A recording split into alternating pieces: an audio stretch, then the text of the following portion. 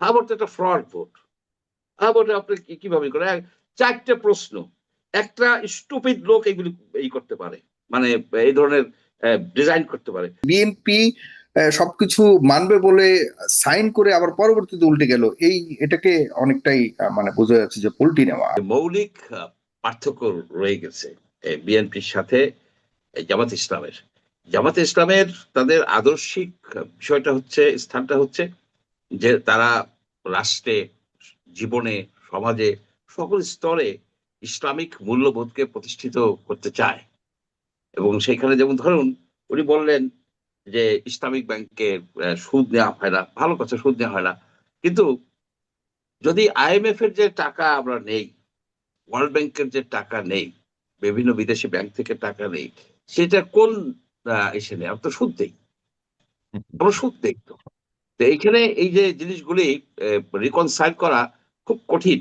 আপনি দেখেন যে জুলাই সনদে, জুলাই সনদে কিন্তু বহুদিন এই গন্ডগোল চলবে, কারণ একটা বিষ বৃক্ষর বীজ রোপণ করে গেছে আমাদের এই ডক্টর আলী রিয়াজ, সেটা এখন মহিরু হয়ে পরিণত হয়েছে।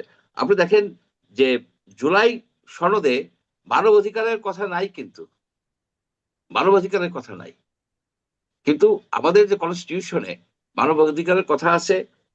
Universal declaration of human rights, যেটা যে যেটা যেখানে মানুষের অধিকার, বাক স্বাধীনতা, আপনার জেন্ডার বৈষম্যহীনতা, তারপরে আপনার চিন্তার স্বাধীনতা, এই কথাগুলি আমাদের কনস্টিটিউশনে আছে, ইউনিভার্সাল ডিক্লারেশন অফ হিউম্যান রাইটসও আছে।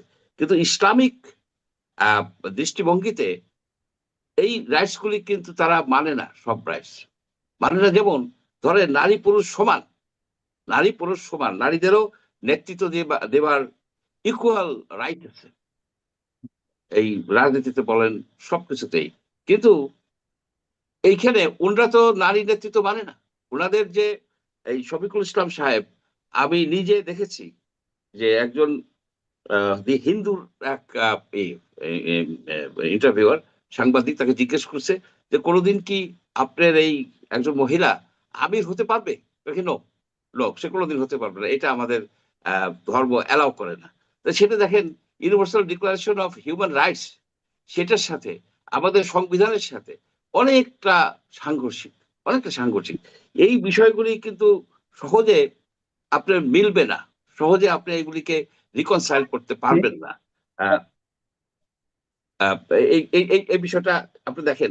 আরেকটা বিষয় হচ্ছে কি, যে যেটা আপনার রহমতুল্লাহ সাহেব বললেন, খুব ইম্পর্টেন্ট একটা কথা উনি বললেন, যে এই যে ইউনূস যে দুষ্কর্ম করে গেছে, একটার পর একটা দুষ্কর্ম করেছে, যে হামের হামের হামের এই টিকা ব্যবসা তারা নিজেরা করতে গেছিল, তারা এনজিও দেরকে দিয়া ওই টিকা দেওয়ার ব্যবস্থা করতে যায়, টিকার এই গ্যাপটা হয়ে গেছে।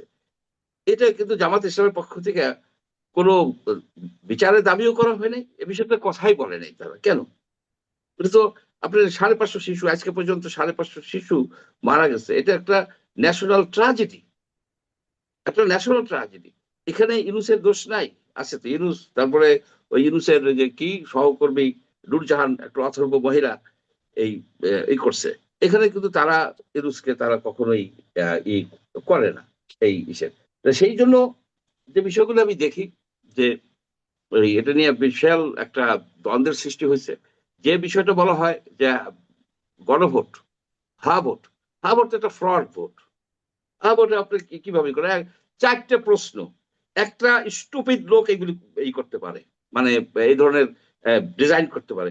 চারটা প্রশ্ন আছে, চারটে প্রশ্নের চারটে উত্তর হতে পারে, হা না, হা না, কোনো দুইটা হা হইতে পারে, দুইটা না হইতে পারে। সেটা তো তাহলে গেছে। এখন এখন যদি আমি একটু প্রশ্ন করি আপনাকে, না না যে না, আপনি ওটা যায় নাই তো, ওটা তো সেলিম ভাই, যায় নাই, হ্যাঁ, ওইটা সেলিম হলো ভাই যে মুক্তিযোদ্ধার সবচেয়ে বড় ঘোষণা। প্রশ্নটি করেছে যে বিএনপি সবকিছু মানবে বলে সাইন করে আবার পরবর্তীতে উল্টে গেল, এটাকে অনেকটাই মানে বোঝা যাচ্ছে যে পল্টি নেওয়া। আপনি এটার ব্যাপারে কি বলবেন?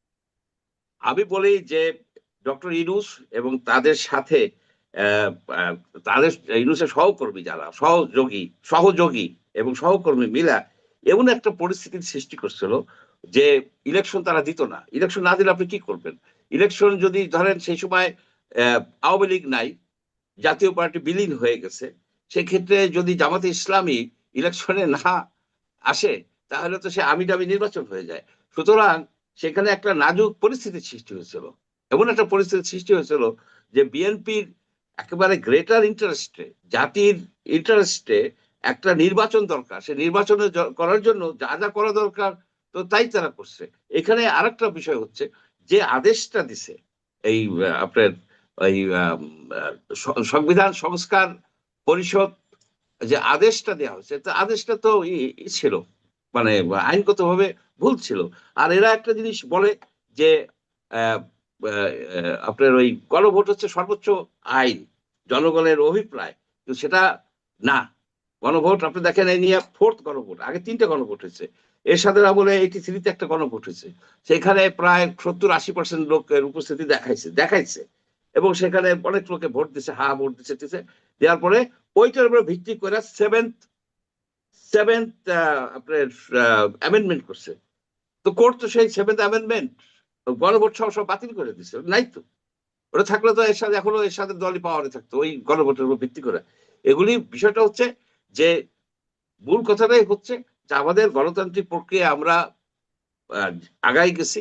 এখন এই 85 দিনে একটা গভর্নমেন্ট কি করতে পারে, একটা গভর্নমেন্টকে 85 দিনের জন্য আসছে, এই 85 দিনের মধ্যে আপনি কি করবেন?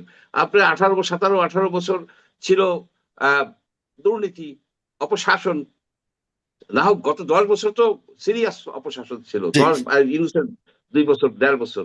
এখানে এই সরকারটাকে আপনি তো টাইম দিতে হবে, আপনি তো কমপক্ষে 6 মাস সময় দিবেন, তারপরে বলবেন যে এখানে বলা হয় যে কিছু কিছু ওই যে ছেলেরা এমপি হয়েছে বলে যে আমরা রাস্তায় নিয়ে আসবো, আমাদের 80% লোক আইসে যাবে, আমরা সরকারকে নামাই ফেলাবো, হাসিনাকে নামাইছি 36 দিনে, এদেরকে নামাবো 36 ঘন্টায়। এই ধরনের উস্কানিমূলক কথা বলাটা ফ্যাসিজম, পিওর ফ্যাসিজম। আপনি একটা ইলেকশনের মাধ্যমে একটা সরকার আসছে, আপনি তারই করেন, তার সমালোচনা করেন যে এইগুলি সে করতে পারতেছে না, কিন্তু আপনি নামায় ফেলতে যাবেন, আপনি রাস্তায় নামবেন কেন? আপনি তো কথা বলার জন্য তো সংসদ তৈরি হয়েছে, একটা সংসদ হয়েছে, সংসদে আপনি সেই সব বিষয় নিয়ে যথেষ্ট আলোচনা করতে পারেন, যথেষ্ট আলোচনা। কিন্তু এরা তো এদের ভিতরে অনেকেই তো আছে যে কার্যপ্রণালী বিধি জানে না, এই যে নতুন যারা আসছে এরা জানে না, যার ফলে এলোমেলো করে ফেলে। সংসদকে সকল বিষয়েরই করতে হবে, অ্যাট দ্য সেম টাইম ধৈর্য ধরতে হবে। আমাদের এই সরকারকে, আমি এই সরকারের সাপোর্টার না, এই সরকারের এখনো দোষ ত্রুটি আছে, সেই দোষ ত্রুটিগুলি আমরা অন টাইম বলবো, সময় দিতে হবে। যদি সময়ের মধ্যে তারা কারেকশন না করে, তারা যদি আওয়ামী লীগের পথেই চলে যায়, তাহলে দেখবেন আমরা কিভাবে করি। কিন্তু এই মুহূর্তে আমরা আপনি সেই সময়টিকে বলতে যাচ্ছেন 6 মাসের কথা? জি, কিন্তু মিনিমাম 6 মাসের আগে করা ঠিক হবে না। আপনি দেখেন যে আমাদের যে কালচার ছিল চাঁদাবাজির কালচার, আমাদের চাঁদাবাজি, আমাদের দুর্নীতির কালচার, এগুলি থেকে হঠাৎ করে আপনি বেরিয়ে আসতে পারবেন না। তার জন্য যে অল আউট একটা এফোর্ট, সেই এফোর্ট হয়তো এই সরকার দিবে, যদি না দেয় then we will definitely criticise it. জি জি, আপনাকে অনেক ধন্যবাদ।